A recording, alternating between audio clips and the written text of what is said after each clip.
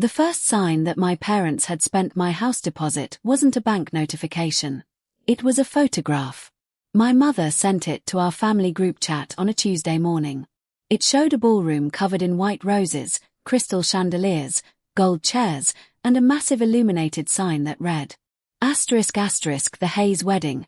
400 guests ***. Under the photograph, Mom had written, ***, we finally made the dream happen. ***. I stared at the picture for almost a minute.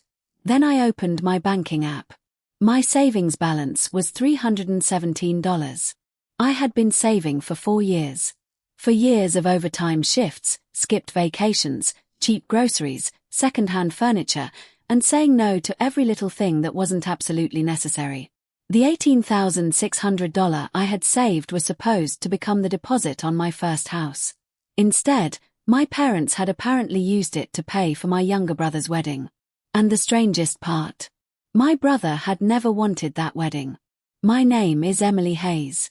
I'm 32 years old, and until that Tuesday morning, I honestly believed that being the responsible child in a family came with at least one advantage. I thought if you worked hard enough, stayed out of trouble, helped everyone, and never asked for much, eventually your family would recognize that you deserved something too. I was wrong. My family didn't see responsibility as something to respect. They saw it as something to exploit. And I didn't discover that until the person they were supposedly spending all my money on became the person who helped me uncover everything. My brother Daniel is 27. Growing up, Daniel was always the dramatic one. Not bad. Just dramatic. If he wanted a new bicycle, Dad somehow found one. If he wanted to play hockey, Mom bought the expensive equipment. If he wanted to travel with his friends after college, Dad called it building memories. I never asked for much. At 16, I got a weekend job at a grocery store because I wanted a laptop for school. At 22, I moved into a tiny apartment with a broken heater because the rent was cheap. At 28, I started saving for a house. My parents knew exactly what that house meant to me. They had watched me transfer money into my savings account every payday. They knew my target. $20,000. I wasn't looking for a mansion. I wanted a small 3-bedroom house outside the city, somewhere with a backyard and enough room for a garden. I had even created a folder on my laptop called ***home. Inside it were listings, mortgage calculations, paint colors, furniture ideas, and photographs of kitchens I couldn't afford yet. My mother used to laugh when I talked about it. "You've always been such a planner," she'd say. I thought she meant it as a compliment. I didn't understand that in her mind, planning meant I could always recover. If Emily lost money, Emily would work more. If Emily missed an opportunity, Emily would find another. If Emily got hurt, Emily would handle it. That was my role. The reliable daughter. The one who didn't need saving. 3 weeks before the photograph appeared in our family group chat, my parents had invited me to dinner. They were unusually cheerful. Dad opened a bottle of wine. Mom made my favorite chicken. Daniel was there too, sitting quietly at the table. That should have been my first warning. Daniel never sat quietly. Mom raised her glass. "To family," she said. Dad smiled. "And to new beginnings." I looked at Daniel. He wouldn't meet my eyes. "So what's going on?" I asked. Mom laughed. "Why does something have to be going on?" "Because Dad opened wine on a Tuesday." Dad laughed. Then Mom reached across the table and squeezed my hand. "We're helping Daniel." I smiled. "With what?" "His wedding." Daniel had been dating Sophie for 3 years. They were engaged, but their wedding plans had always been small. Sophie wanted a courthouse ceremony followed by dinner with close friends. Daniel wanted something slightly bigger. Maybe 50 people. That's what he'd told me. So I smiled and said congratulations. Mom leaned back. "We found a beautiful venue." "That's great." "Actually, it's more than great." She looked at Dad. Dad nodded. "We put down the deposit." I frowned. "How much?" Mom's smile widened. "Don't worry about it." That sentence should have frightened me. Instead, I took a sip of wine. Okay. Dad leaned forward. We're family. We wanted to make sure Daniel gets the wedding he deserves. I looked at Daniel. His face had gone completely pale. Daniel. He finally looked at me. I'm sorry.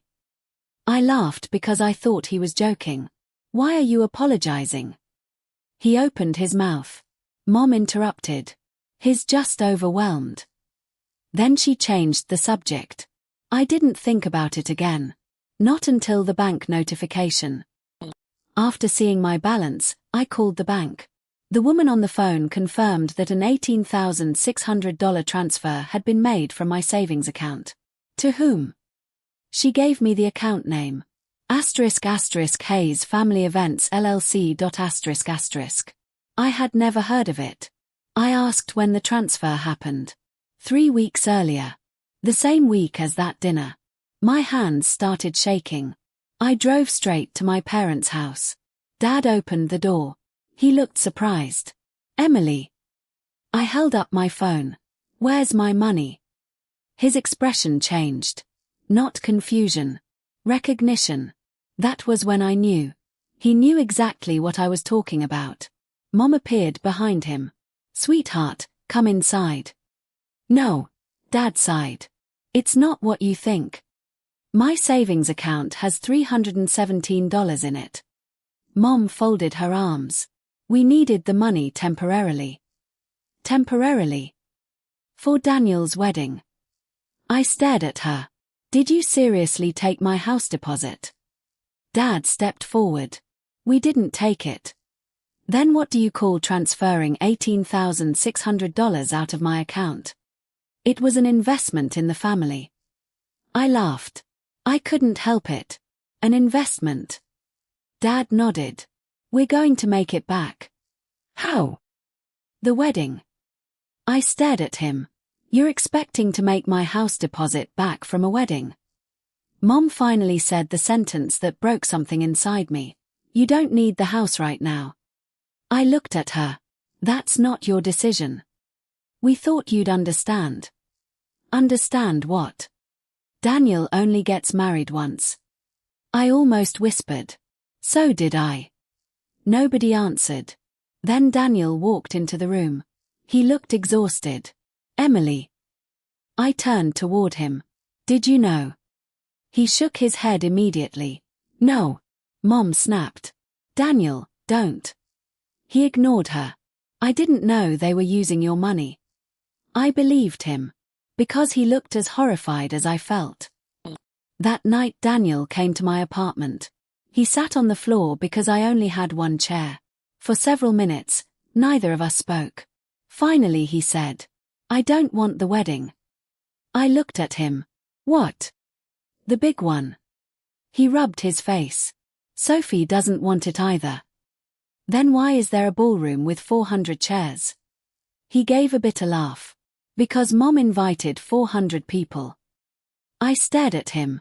He continued. They're calling it our dream wedding. But it's not ours. Daniel pulled out his phone. He showed me messages from Mom. Menus. Guest lists. Designer invitations. A wedding planner. A photographer. A luxury hotel. A band. A fireworks company. Everything was already booked. Everything except the thing Daniel and Sophie actually wanted. Their opinion. I told Mom I wanted something small, Daniel said. What did she say? She said I'd regret not having a wedding everyone could remember. And Sophie? She told them she wanted a courthouse ceremony. I looked at him. What did your parents say? He stared at the floor. That she was being selfish. I felt something cold settle in my stomach. This wasn't about Daniel. It wasn't about me.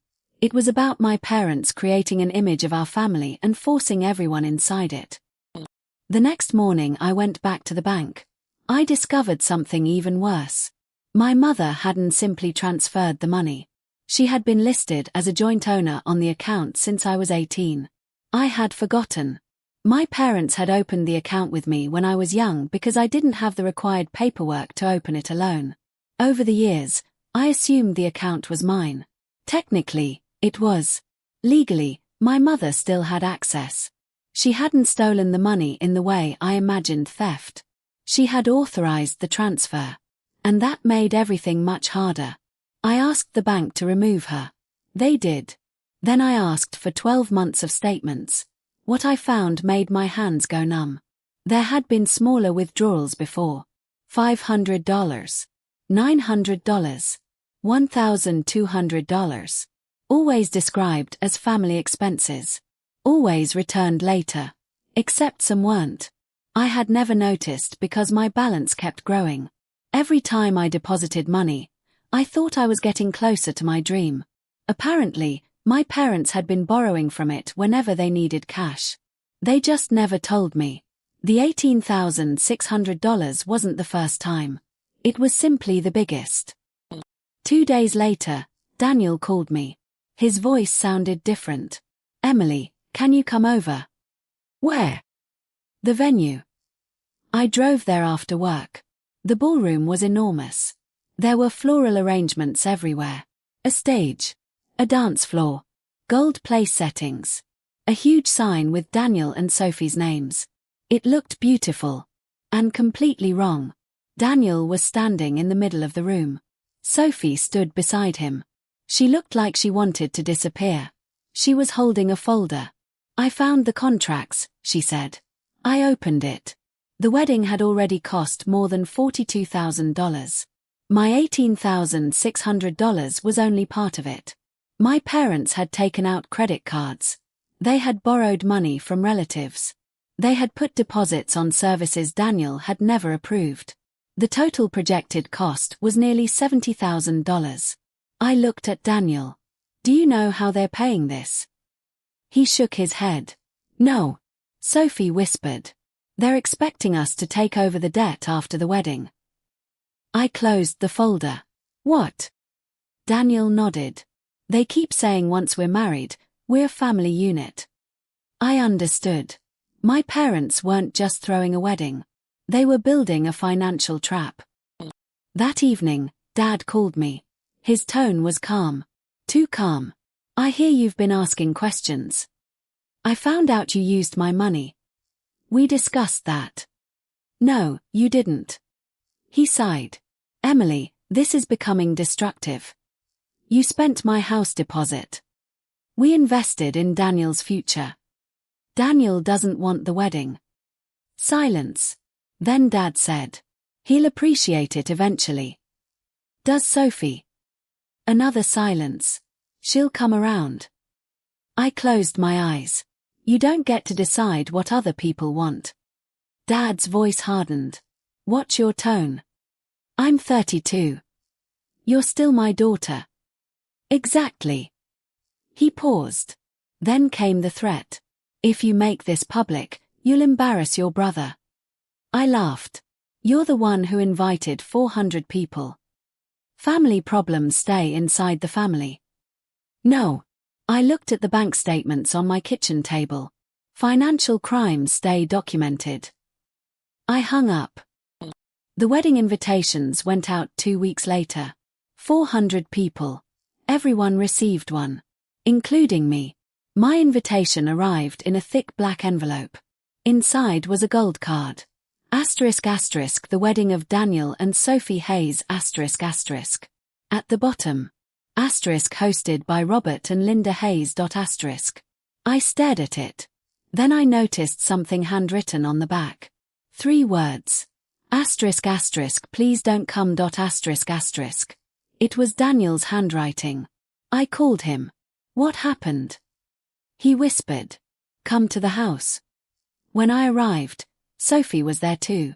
They were sitting at the kitchen table. Daniel had a folder. "This is everything," he said. He pushed it toward me.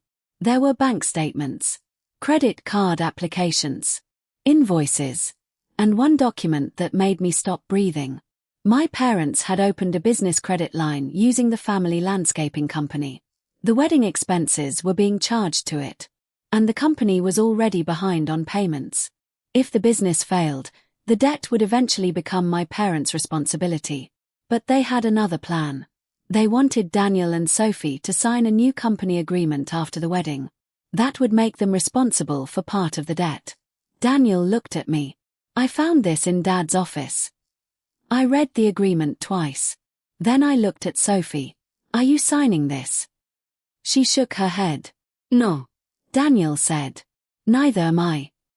I smiled for the first time in days. Good.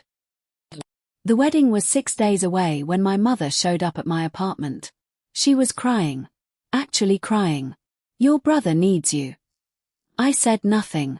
He needs his family. I looked at her. He needs his family to stop spending money he doesn't have. She wiped her eyes. You've always been jealous of him. That sentence hurt. Not because it was true. Because it was the easiest explanation she could find. I'm not jealous of Daniel. Then why are you doing this? Because I don't want him trapped. She stared at me. You would destroy his wedding. No. I picked up the folder. I'm trying to stop you from destroying his marriage. She left without another word. The night before the wedding, Daniel disappeared. Sophie called me at 11:40 p.m. He's gone. What do you mean? He left the house. I drove to the venue. Daniel was sitting on the steps outside. No suit. No tie. Just jeans and a sweatshirt. He looked at the ballroom. Tomorrow there will be 400 people inside. I sat beside him. Then don't go in. He looked at me. Can I really do that? Yes. What will Dad say? The same thing he always says. What? That people will talk. Daniel laughed. Then he started crying. I don't know how to disappoint them. I put my hand on his shoulder. You already disappointed them. He looked confused. How? By becoming a person instead of a performance. He cried harder. Then he said, I want to marry Sophie. Then marry Sophie. Not like this. Then don't. The next morning, 400 guests arrived. The ballroom was decorated exactly as my mother wanted. The flowers were perfect. The lights were perfect. The stage was perfect. Everything was perfect. Except the groom and bride. At 3 p.m., Dad walked onto the stage. The music stopped. He smiled at the crowd. Ladies and gentlemen, thank you for being here. I was standing near the back. Mom sat at the front. She looked proud. Dad continued. Today is about family. Then the doors opened. Daniel walked in. But he wasn't wearing his tuxedo. He was wearing the same jeans and shirt from the night before. Sophie walked beside him. She was wearing a simple white dress. The room became silent. Dad stared at them. What is this? Daniel took the microphone. His hands were shaking. He looked at the crowd. I owe everyone here an apology. Mom stood. Daniel. He kept going. This wedding was never ours. People began whispering. Dad moved toward him. Son, put the microphone down. Daniel didn't. My parents planned this wedding without our consent. Mom's face went white. And they paid for it with money that wasn't theirs. I looked at her. She looked at me. Daniel continued. They used my sister's house deposit. The room went completely silent. My father grabbed the microphone. That's enough. Daniel stepped back. No, Dad. It was the first time I had ever heard him say those words to our father. No. Then Sophie spoke. We are not signing the debt agreement. A murmur spread through the room. Dad's face turned red. This is a family matter. Daniel shook his head. No. He looked around the ballroom. Marriage is supposed to be a choice. Then he turned toward Sophie. I choose you. Sophie smiled through tears. And I choose you. They walked out. Together. My parents stood in the ballroom surrounded by 400 people. For the first time in my life, there was nothing I could do to fix the situation for them. And I didn't. The caterer still had to be paid. The band still had to be paid. The venue still kept the deposits. The flowers were donated to a local hospice. The fireworks were cancelled. The photographer refunded what he could. And the giant illuminated sign stayed on for 2 hours while my father argued with the venue manager. Nobody knew what to do. Because my parents had spent years making sure every problem looked beautiful. Now there was no decoration big enough to hide this one. 3 weeks later, Daniel and Sophie got married. At a courthouse. There were 12 people there. No ballroom. No fireworks. No drone. No gold chairs. Sophie carried a small bouquet I made myself. Daniel wore a navy suit he'd already owned. My parents weren't invited. Neither was I, at first. Daniel called me the night before. "I want you there." I smiled. "Are you sure?" "You're the reason I finally understood something." "What?" He said.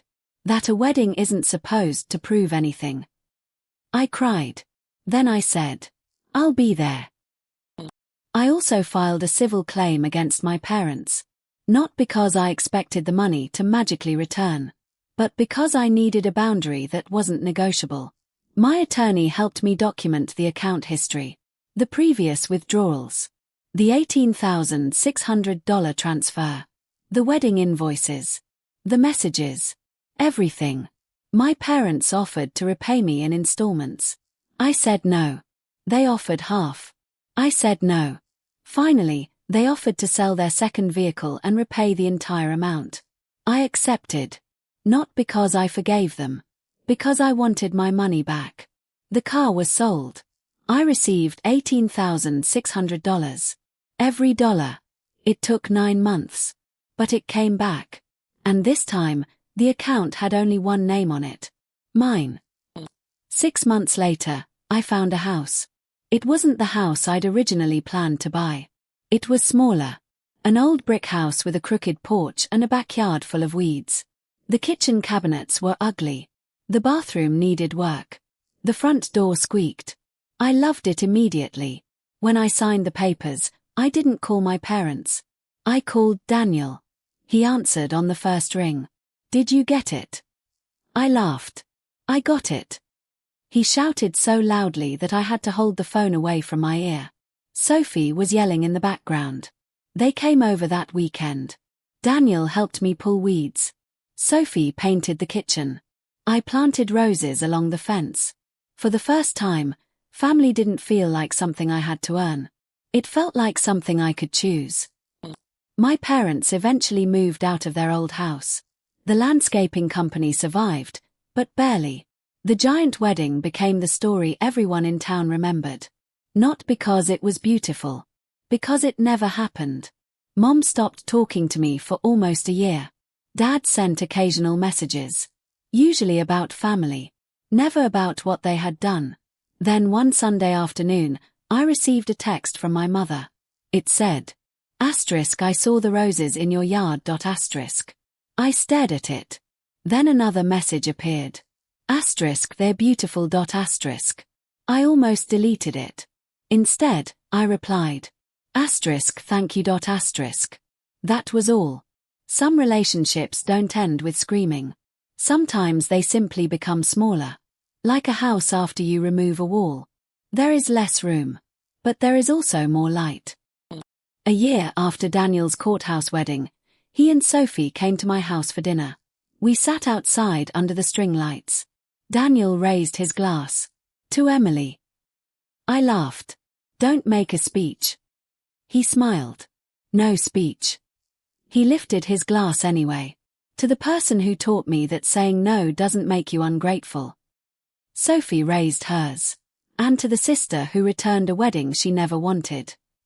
We laughed. Then Daniel looked at me. "You know what the weirdest part is?" "What?" "Mom thought she was giving us the perfect wedding." I smiled. "She gave us the perfect reason to say no." Everyone laughed. Later that night, after they left, I walked through my backyard alone. The roses were blooming. The house was quiet. My house. My money. My decision. And I finally understood something I should have learned years earlier. Being the responsible child doesn't mean you have to become the family's emergency fund. Being the quiet one doesn't mean you don't have a voice. And loving your family doesn't mean allowing them to spend your future to decorate somebody else's life. My parents thought they were taking money to build a dream. They didn't realize they were taking the last thing holding their family together. They thought Daniel needed a spectacular wedding. He didn't. He needed permission to choose his own life. And I thought I needed my parents to admit they had wronged me. I didn't. I needed to stop waiting for their apology before I gave myself permission to move forward. The $18,600 eventually came back. But that wasn't the real thing I recovered. I recovered my name, my choices, my future, and my brother. Because sometimes the person your family calls selfish is simply the first person brave enough to stop paying for everyone else's happiness. And sometimes walking away from the family performance is the only way to finally find the family you were looking for. That night, I watered the roses. Then I went inside. I locked my own front door. And for the first time in my life, I didn't wonder who might need something from me tomorrow. I wondered what I wanted. And that felt like freedom.